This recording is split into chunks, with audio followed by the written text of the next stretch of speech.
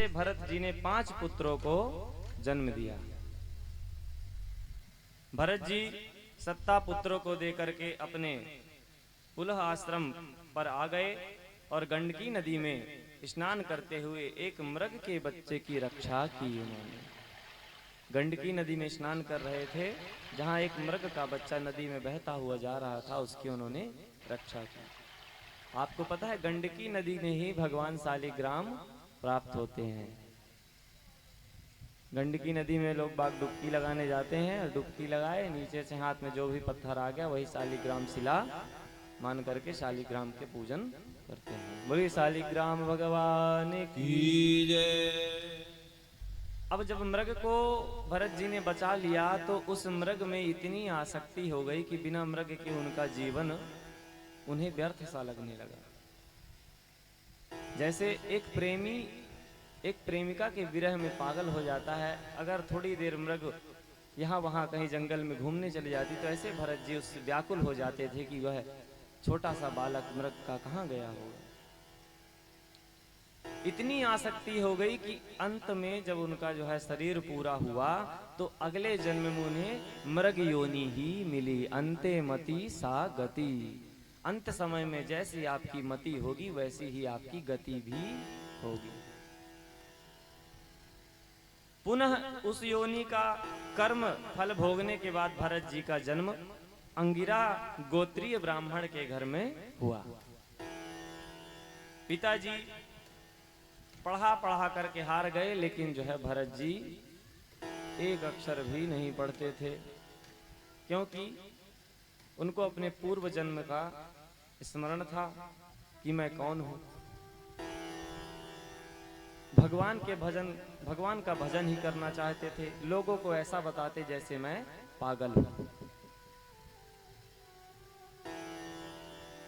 घर से निकल गए, जंगल की ओर जा रहे थे। एक डाकू बलि चढ़ाने के लिए अपने सिपाहियों को भेजा कि जाओ जो मनुष्य मिले उसको पकड़ करके ले आओ, हम उसकी बलि चढ़ाएंगे। भरत जी जा रहे थे, अब इतने जड़ हो चुके थे कि उन्हें किसी से मतलब ही नहीं। जड़ भरत जी को डाकू के सिपाहियों ने उठा लिया और ले गए। बलि चढ़ाने जा ही रहा था कि काली मैया प्रकट हो गईं और डाकुओं का वध करके उन्होंने जड़ भरत जी की रक्षा की। बोले काली माता की जय। फिर जड़ भरत जी महाराज लौट करके गांव नहीं आए, अपने घर से निकल गए, दोबारा वापस अपने घर के लिए नहीं आए। सिंधु सौवरी देश के राजा रहुगण पालकी पर बैठकर सत्संग सुनने जा रहा था। रहुगण राजा है, वह पालकी पर बैठ करके सत्संग सुनने जा रहा था। अचानक एक कहार किसको कहते हैं? जो पालकी उठाते हैं। पालकी उठाने वाला एक कहार बीमार पड़ गया तो अन्य कहारों ने जड़ भरत जी को ही चौथे कहार के रूप में नियुक्त कर दिया। जैसे ही नियुक्त कर दिया, जड़ भरत जी अपने कंधे पर पालकी को रखे और जब चलते तो उनका भाव ऐसा था कि मैं चलूं तो मेरे द्वारा किसी भी जीव की हत्या ना हो। वो जमीन में भी जब चलते थे तो वो देखते रहते थे कि कहीं कोई चींटी तो नहीं है, कोई जीव तो नहीं है। अब जड़ भरत जी कहार मतलब पालकी उठाए हुए हैं, तीन तरफ जो है अलग कहार हैं, एक तरफ जड़ भरत जी हैं। रास्ते पर चलते जहां देखते चींटी है तो पैर उठा कर गुजर जाते। राजा रहुगण एक दो बार तो कुछ नहीं बोला। जैसे ही कोई चींटी को देखते तो पैर नीचे पड़े, उससे पहले जड़ भरत जी पैर उठा लेते, उछल जाते और राजा की खोपड़ी चटाक से जाकर के ऊपर टकराती। एक दो बार तो राजा कुछ नहीं बोला। फिर वैसा ही किया जड़ भरत जी ने, वो जानबूझकर तो नहीं कर रहे थे। राजा ने पालकी से झांक कर देखा तो जड़ भरत जी का मोटा शरीर दिखाई पड़ा। राजा रहुगण ने व्यंग करते हुए कहा, अरे राम राम राम, ये बेचारा इतना कमजोर है और तुमने इसके ऊपर सारा भार डाल दिया। बेचारे के कंधर पर तुमने ही सारा भार रख दिया।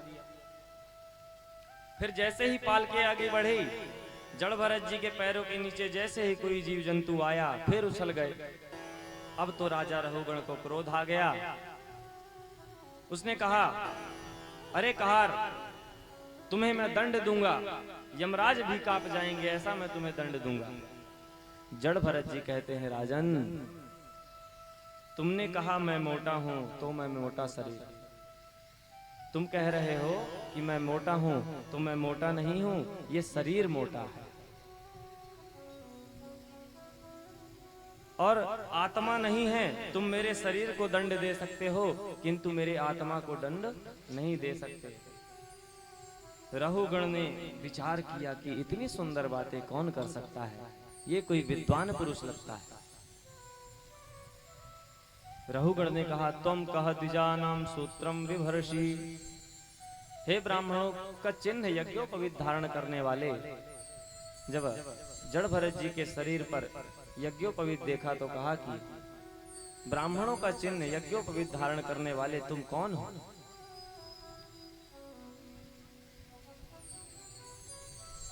राजा रहुगण कहता है कि नाहम विशंके सुरराज वज्रात त्रयक्षशूलात् यमस्य दंडात्, मैं इंद्र के वज्र से भी नहीं डरता और भगवान शिव के त्रिशूल से भी नहीं डरता, यमराज के दंड से भी मैं नहीं डरता, किंतु ब्राह्मण कुल के अपमान से बहुत डरता हूं। इसलिए हे ब्राह्मण देवता बताइए कि आप कौन हैं? राजा रहुगण ने कहा, महाराज बस एक बात बताइए। आपने कहा तुम मुझे दंड नहीं दे सकते क्योंकि मैं शरीर नहीं, मैं आत्मा हूं। तो जैसे जब तक हम बटलोही चूल्हे पर रखते हैं और आग लगाते हैं तो पहले पानी गर्म होता है। किसी भी पात्र को हम आग में रखेंगे, उसमें जल भरेंगे तो पहले क्या गर्म होता है? पानी गर्म होता है। फिर उसके अंदर रखा हुआ चावल गर्म होता है। ऐसा तो नहीं होता कि पहले चावल पक जाता है पानी बाद में गर्म होता है, ऐसा नहीं होता। पहले पानी गर्म होता है, फिर चावल गर्म होगा, फिर उसके अंदर चावल भात रूप में परिवर्तित हो जाता है। उसी प्रकार जब शरीर को कष्ट होगा तभी तो इंद्रियों को कष्ट होगा। भाई शरीर को कष्ट होगा तभी तो आत्मा को कष्ट होगा या इंद्रियों को कष्ट होगा। इंद्रियों को कष्ट हो तो मन को कष्ट होना चाहिए और जब मन को कष्ट हो तो आत्मा को भी कष्ट होना चाहिए। जड़ भरत जी कहते हैं, राजन तुम हो तो मूर्ख पर बातें विद्वान वाली कर रहे हो। अको विदह को विदवाद वादन, तुमने जो उदाहरण दिए हैं